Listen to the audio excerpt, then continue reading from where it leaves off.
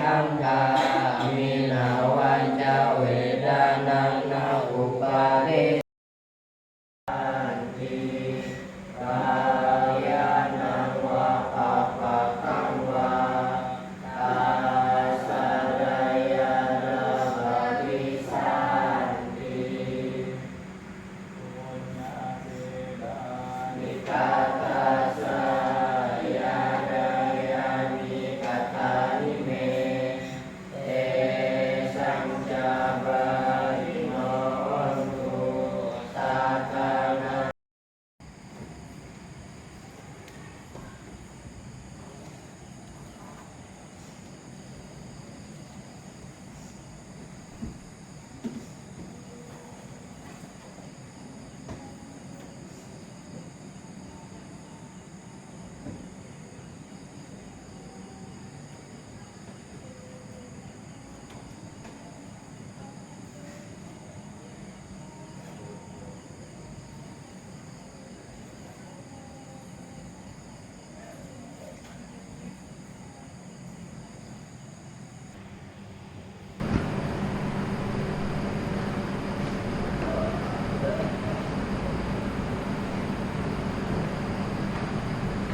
Hari ini hari Uposatha, bulan kecil, setengah, dan 1 minggu ada 1 kali. Makanya biasanya kalau di wihara-wihara hutan akan ada Dhammasawana, lebih ke arah untuk mendengarkan Dhamma yang sifatnya lebih mendalam, khususnya untuk pelatihan cita bawana, untuk panduan sebagai pegangan. Jadi ada yang bisa mengisi batin, karena sama seperti makanan, kalau tubuh kita itu diberikan makanannya, makanan-makanan sebagaimana umumnya, makanan untuk tubuh jasmani.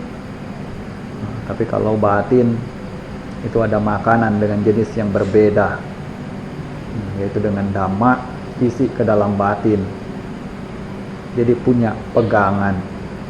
Andai bertemu dengan hal mana yang sulit, bertemu dengan hal mana yang merupakan penderitaan, bertemu dengan hal mana yang menyakitkan, bertemu dengan hal mana yang mengecewakan, juga paham bahwa memang kehidupan di dunia ini demikianlah adanya.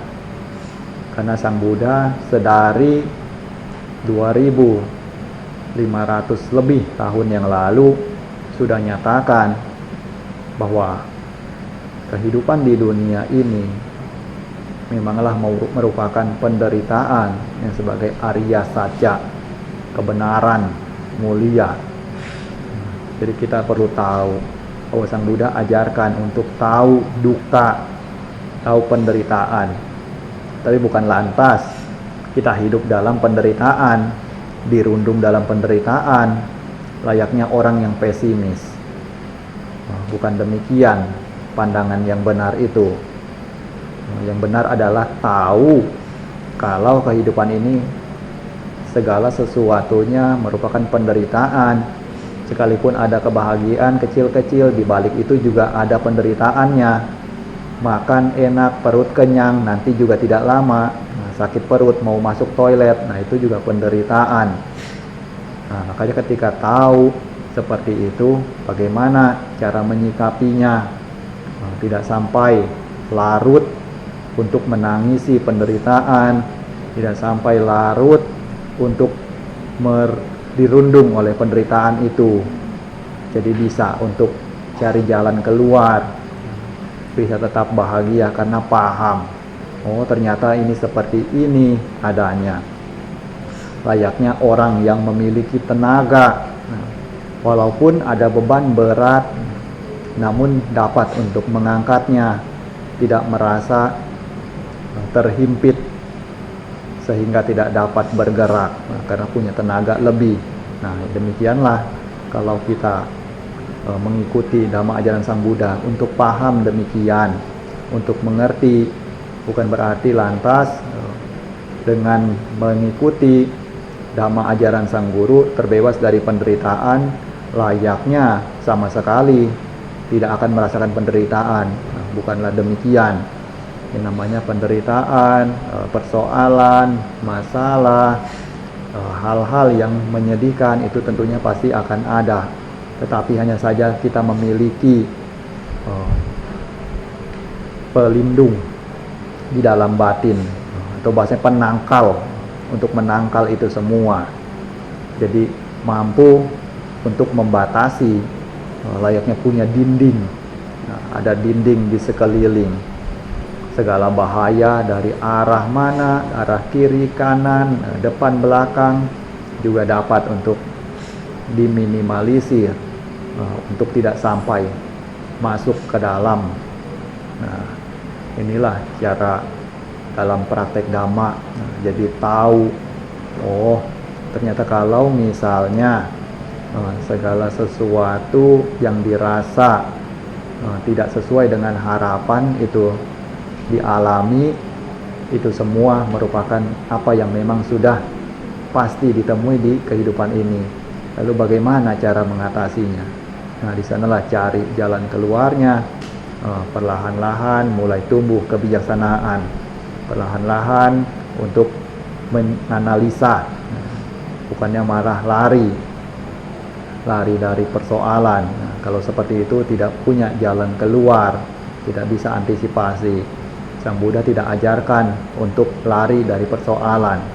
Beliau ajarkan untuk memahaminya dengan cara tinggal di sana, perhatikan sampai tahu dan benar-benar mengerti, lalu dapat melepaskan.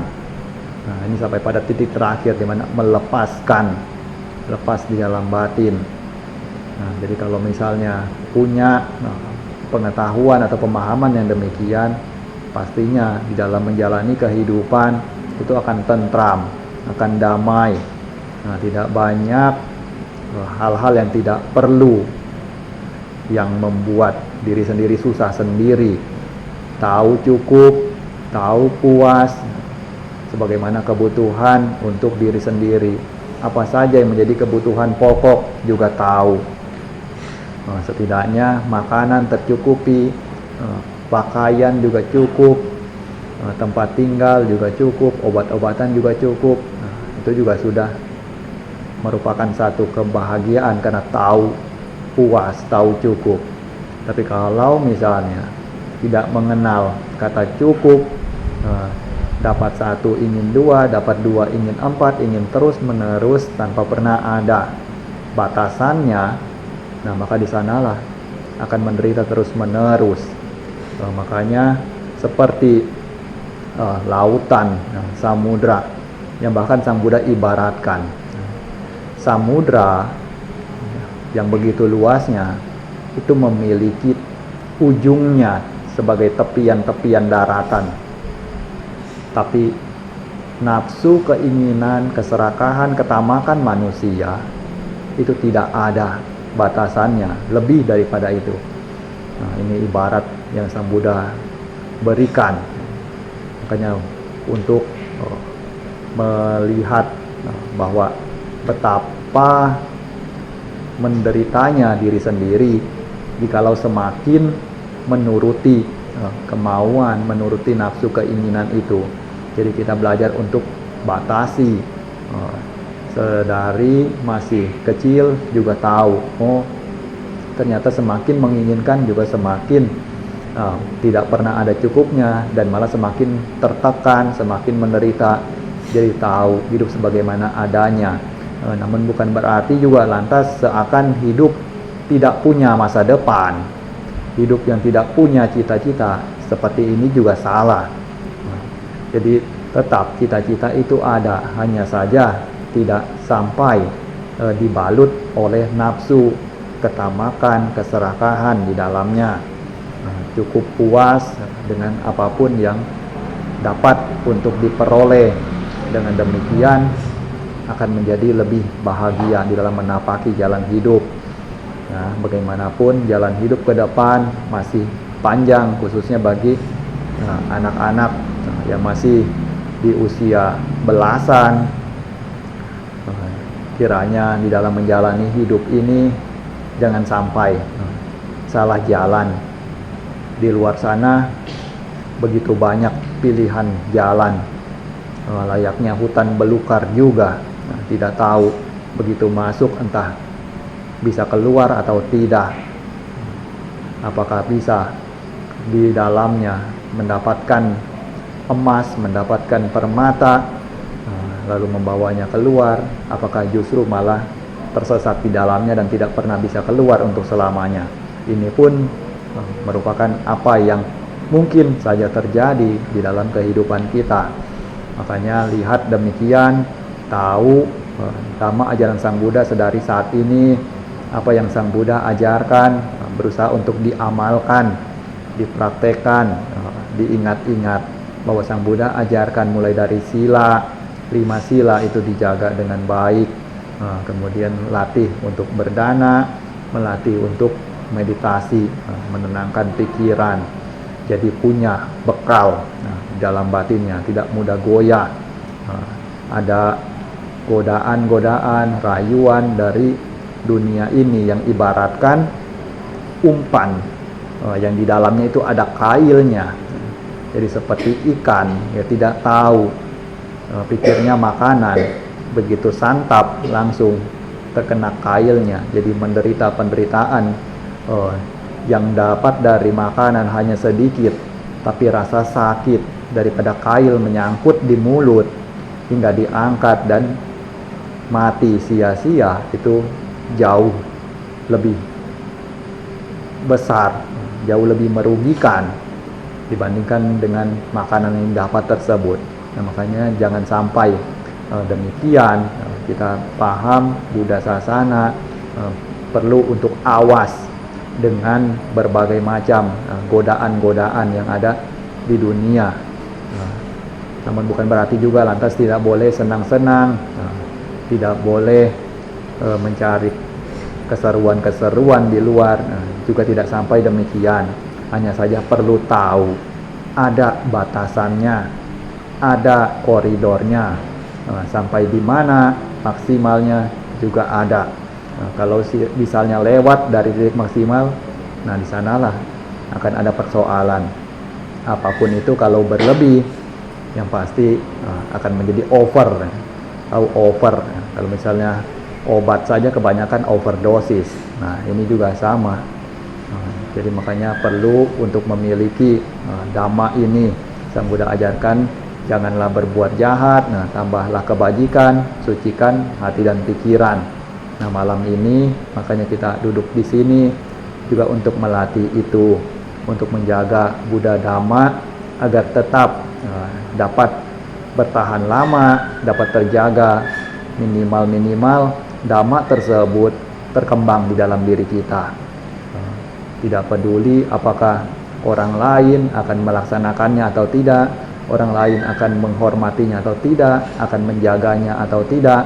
Nah setidaknya diri kita yang telah merasakan betapa berharganya Dhamma ini, betapa berharganya Buddha Sasana itu ada di dunia ini, dan begitu meyakini akan manfaat dan juga memang Sang Buddha tunjukkan jalan untuk benar-benar menuju pada akhir penderitaan, dan disinilah kita jalani sebaik mungkin. Apalagi jikalau bisa punya keinginan atau tekad suci untuk menjalani hidup sebagai seorang samana, juga akan lebih baik lagi. Jalani dalam kehidupan ini, mungkin sudah pikir, sudah dapat untuk memiliki gambaran. Seandainya pun hidup terus sebagai umat awam, lambat laun mengumpulkan harta benda sebanyak apapun, juga ujung-ujungnya ditinggalkan semuanya, tidak ada yang terbawa. Memiliki keluarga, memiliki suami atau istri, memiliki anak, juga tidak dapat untuk dibawa ke kehidupan berikutnya, ketika waktunya sudah meninggal dunia juga pergi seorang diri. Ya, makanya sebelum itu semua menjadi rantai penderitaan yang begitu dahsyat nantinya, lebih baik diputus sedari sekarang. Memiliki tekad suci untuk latihan menjadi seorang biku, untuk menjadi seorang samana, juga itu adalah hal yang baik. Jadi bisa selain membantu melestarikan Buddha Dhamma, menjaga kelangsungan Dhamma ajaran Sang Buddha, juga memiliki manfaat untuk diri sendiri agar dapat menemukan kebahagiaan dari akhir penderitaan sebagaimana yang Sang Buddha telah nyatakan. Coba kalau siapa punya tekad besar, punya keinginan besar untuk benar-benar mendanakan hidup, sudah sampai pada kelahiran ini, tidak tahu sebelumnya sudah berapa ribu kali, berapa ratus ribu kali, berapa juta kali kelahiran, ya setidaknya untuk kehidupan saat ini, satu kehidupan saja misalnya, mau danakanlah satu kehidupan ini, danakan seluruh jiwa raga untuk Buddha Sasana, mendanakan hidup demi menjadi seorang samana, menjadi seorang siswa, Sakya Putta, putra Sakya, siswa Sang Buddha yang menjalankan Dhamma Winaya dengan baik. Ini saja sudah merupakan hal yang teramat begitu besar nantinya. Dari satu orang, bayangkan satu orang yang besar, yang mulia, yang suci, dapat memberikan dampak yang begitu besar bagi orang-orang lainnya. Untuk selanjutnya, coba latihan meditasi dulu. Kembangkan cita bawana, fokus pada nafasnya. Nanti duduk bersamadi, kaki kanan di atas kaki kiri, tangan kanannya di atas tangan kiri, lalu pejamkan mata, duduk lurus, tidak miring kiri kanan depan belakang, sambil terus fokus mengamati nafasnya. Biarkan nafas masuk dan keluar secara alami, tidak perlu diatur. Tugas kita hanya sekedar memperhatikan saja, cukup tahu. Nafas masuk tahu, nafas masuk, nafas keluar juga tahu, nafas keluar. Nafas masuk but, nafas keluar do, but do, but do. Jaga pikiran seperti itu. Nanti juga dapat sendiri manfaatnya. Tahu seperti apa rasanya kalau pikiran itu tenang. Jadi tidak perlu tanya siapa. Pikiran tenang itu seperti apa? Kebahagiaan dari pikiran yang tenang itu seperti apa, akan tahu dengan sendirinya. Selanjutnya nanti akan diberikan aba-aba kalau waktunya sudah untuk keluar dari samadhi.